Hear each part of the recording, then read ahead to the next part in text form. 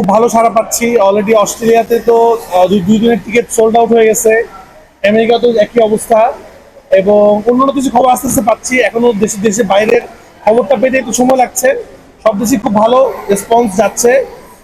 আমি নিজেও আমেরিকাতে যাচ্ছি, ওখানে দর্শকদের সাথে সিনেমা বসে দেখবো একসাথে। আমি খুব এক্সাইটেড।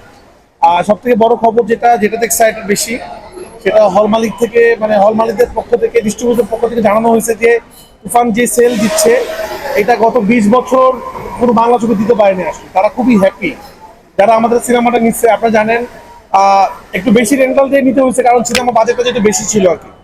তো সবাই একটা টেনশনে ছিল যে কি হবে, বা সবাই আলটিমেটলি হ্যাপি যে সবাই অনেক বেশি তাদের যে ইনভেস্টটা করছে তারা রিটার্ন পাচ্ছে।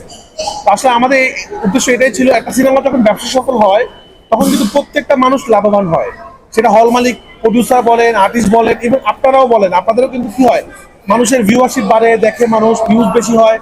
এবং যে সিনেমা হলের সামনে যে ধরেন যে ঝালমুড়ি দোকানটাও কিন্তু ঝালমুড়ি বেশি বিক্রি হয়।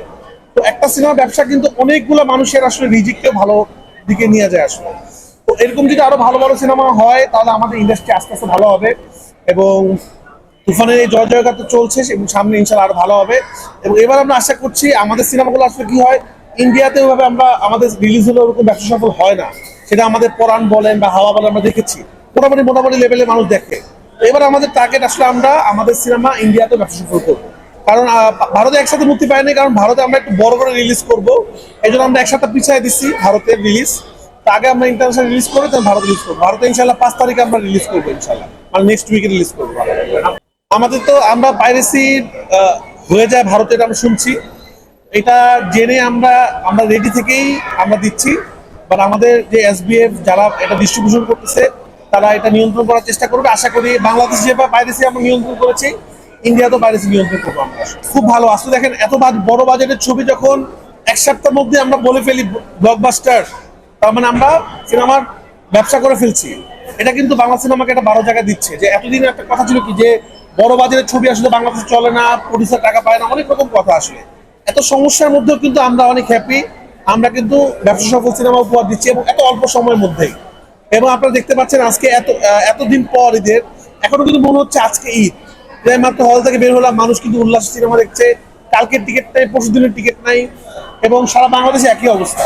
এই যে ঈদ শেষ হয়ে যাওয়ার পরও ঈদের মতো একটা উদযাপন, তার মানে মানুষ বাংলা সিনেমা দেখে, বাংলা সিনেমাতে মানুষের ভালোবাসাটা আছে। তো আমরা এদের জন্য আরো ভালো ভালো ছবি বানাতে চাই ইনশাল্লাহ। সামনের দিনে আরো এরকম তুফানের মতো ছবি আমরা বানাবো ইনশাল্লাহ। এবং আমরা আশা করি দর্শক এই সিনেমাগুলো দেখবে। এটা আমি বিশ্বাস করি না, একটা সিনেমা আসলে পুরোটা টিম ওয়ার্ক। একজন ভালো ডিরেক্টর যেরকম লাগে, একজন বড় সুপারস্টার যেরকম লাগে, টেকনিক্যাল টিম লাগে, প্রত্যেকটা মানুষ, প্রডিউসার লাগে, সবাই মিলে একটা সিনেমা বানাতে হয়, একা একটা সিনেমা বানানো যায় না। তো তুফানের ফুল ক্রেডিট ফুল টিমের, তুফানের ফুল ক্রেডিট সবাই মিলে আমরা এখন তুফান এটা বানাইছি আসলে। এবং তুফান 2 আমরা আরো বড় করে, আরো বড় পরিসরে বানাবো ইনশাল্লাহ। এবং তখন যেন আরো বড় ঝড় তুফান হয় আর কি। এবারে তো ঝড় তুফান হলো,